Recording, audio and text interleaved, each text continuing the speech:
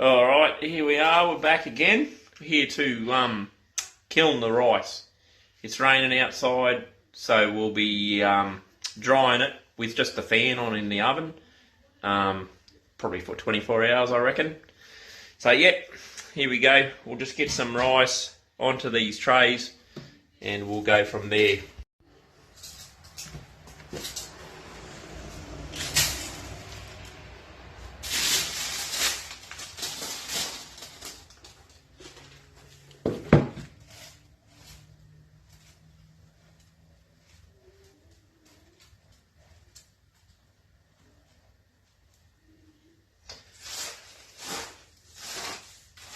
Spread this rice out nice, and you know, we want to try that. I've only got 4 trays, so we've got to sort of get it all onto the 4 trays.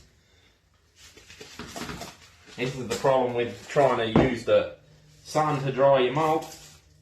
You end up with potential overruns on the malting, so the sooner we dry this now, the better off it's going to be, because yeah, it's already gone too far along. Anyway, we'll get this in the oven.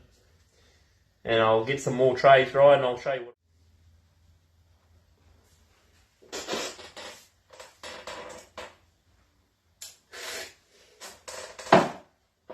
Alright, the rice is all in the bloody oven.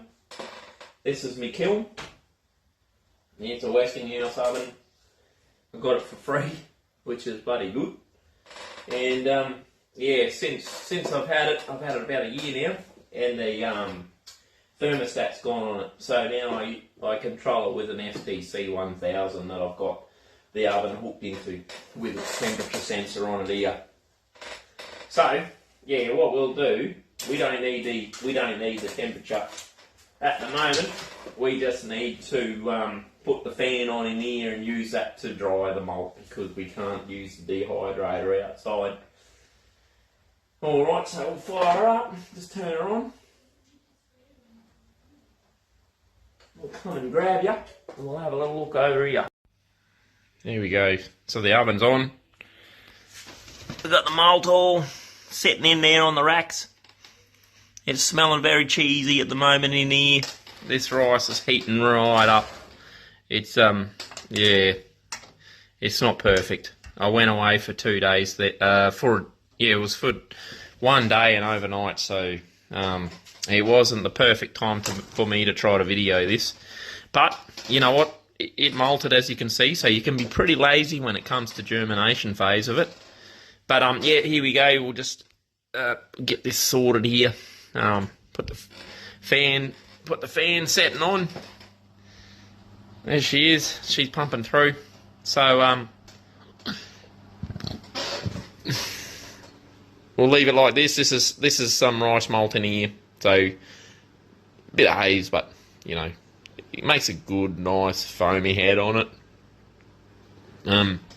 Yeah, we'll see you tomorrow, Harvey, maybe, or when this stuff is dry. Alright, cheers. One other thing that I thought I should mention, the information there where I got all the malting and germinations for this video, I got from Andrew Lavery. He's sort of paved the way for us gluten-free homebrewers and how to go about malting different grains. So yeah, I copied his bucket idea. Some of his other ideas I didn't copy, but yeah, if you go to the gluten-free homebrewing webpage, Andrew Lavery's got an advanced malting tutorial on there. You can go in there and check it out, and you'll see pictures and temperatures and times for kilning and stuff like that. There's nothing on rice there. The rice is all been a bit of an experiment. That I've read 1 or 2 pages online. If I find them, I'll link them in the description or in the comments below. And what I was thinking I might do is over here, we'll put in the temperature and time for kilning pale, Munich, that sort of malt. But yeah, all I really make is just base malt. That has been my goal. I think with the Munich malt, you're sort of killing it sort of a little bit green to get some caramelisation. there's not really much enzymes endogenous in the grain, so I don't really know if when you're heating it up with the moisture in there, if there's going to be some saccharification conversion and then the caramelisation of the sugars that have been created. All I've really got is some light honey notes sometimes from it, so who knows. Basically I just make pale rice malt and brew with that, and as you know, two-row malt, your base malt, is the majority of what you brew with, so that's pretty much what I've been trying to replicate here with rice malt. Alright, cheers, I'll see you in a little while. Alrighty, welcome back. It's now 2 days later. So this malt has been drying in here for 48 hours. It's such a long time, but usually that's about what it takes in the solar dehydrator that I've got. Usually takes about 3 days, give or take. But yeah, this is probably maybe the second or third time in the year and a bit that I've been malting rice myself at home that I've had to use the oven just with the fan setting on to dry out the rice. If you think about it, our goal is to achieve 40% or thereabouts hydration with the rice. So every kg of rice, there is at least 1.4 kilos of moisture, thereabouts. There's a fair bit of water that's been soaked up into the grain. It's a bit of a cruel cycle, really, if you think about it. You're trying to soak the grain to then get it to germinate, and now we're trying to get all that moisture back out as quickly as possible to try to halt the germination phase. So that's why we're trying to dry it real quick. Yeah, so it's at the point now, if I open this up, I usually, to determine whether or not the rice is dry enough, you can feel it by touch. It's still got a tiny little bit of moisture in it, but I've decided that, yeah, we're going to halt it there and we're going to start to kiln it. So kilning it's going to be where I'm going to raise the temperature. Anyway, I get one of the rice and I just give it a chew. It should be once again back to where it was, back down to that, low moisture content that the grain has been dried with for sale or purchase, where it's not going to go mouldy in the bag. So, yeah, it's got a bit of chewiness to it. It's hard to bite through. It's back gritty again. It won't turn to mush when I squeeze it through my fingers. So, yeah. This is ready to go on the kilning phase now. So yeah, what are we going to do when I kiln? Personally, I choose to kiln at pretty low temperature. The lower you're going to kiln the grain, the more likely you're going to keep some of the enzymes that have been created in the grain. They're going to not be killed off with the heat. The higher the heat for the longer duration, the more likely you're going to get no enzymatic or diastatic power in the malt. Regardless of that, what I've found with rice malt is that it doesn't really have much diastatic power anyway, so it can't convert itself. You need some exogenous enzymes to do the conversion for you, because personally I found that this way that I malt, it hasn't got the enzymatic strength there. This rice that we're using to malt with is food. It's grown for food production. It's not grown with brewing in mind, which is what I'm using it for. So yeah, they don't care about the enzymes in the grain. They don't care that it doesn't have any diastatic power.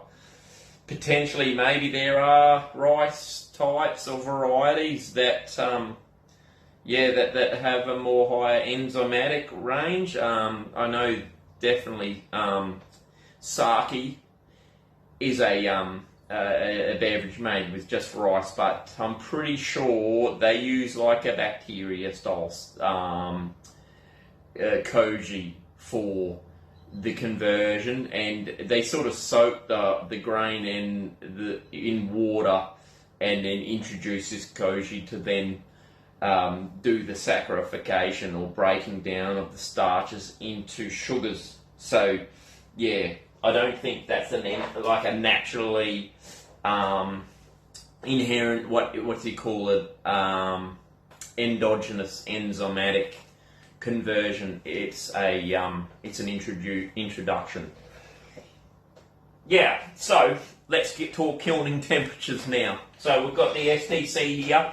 We know naturally it can only go to 100 degrees Celsius. So what I do, since my thermistor is broken on the oven here, I can set it on and it'll turn on, but it'll just keep on heating. I discovered that by accident, and instead of making pale rice malt, we made some little brown malt, or yeah, she went too far.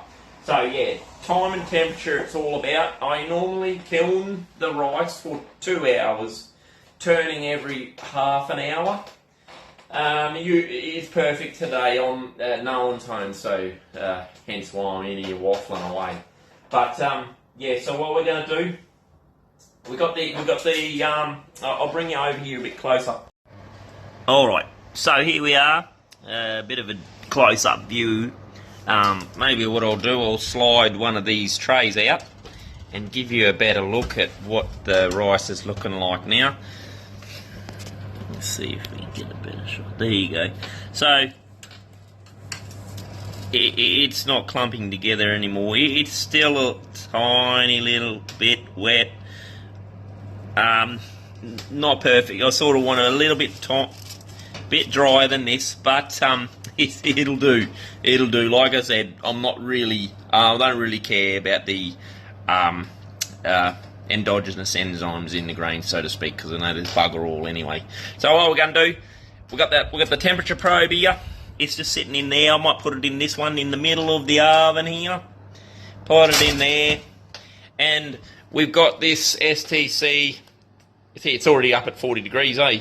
We got it set to 90 degrees Celsius. So that we're going to kiln it around 100 C. Around 100 C to 120 Celsius for an hour or two, 60 to 120 minutes. That'll give me a nice light Pilsner colour. So 2 lava bond is what you're likely to get. This malt here, this is 2 hours at about 100 degrees Celsius. I don't have any other malt that I've gone further with. Most of the darkest I've gone with this rice malt is I've gone to a brown malt. That's as dark as I could go. Yeah, I think when you start making chocolate malts and stuff like that, you don't really even need to malt the grain. You could just chuck it straight in the oven. I'd say at least 200, 250 degrees Celsius. And you would be turning it pretty much all the time to make sure, you're not scorching it too much. I might have a go at that. I think commercially they take the oxygen out of the airspace, so I think they can really up the temperature so that it won't ignite on you. Let me know. That's what I've heard. Yeah, they use like CO2 or what's that, nitrogen instead of oxygen. Anyway, on with the show. We'll leave that there. I'll let it come up to temperature, and that's when I'll set the first timer. And we'll turn this every 30 minutes. And yeah, we'll see where we're at.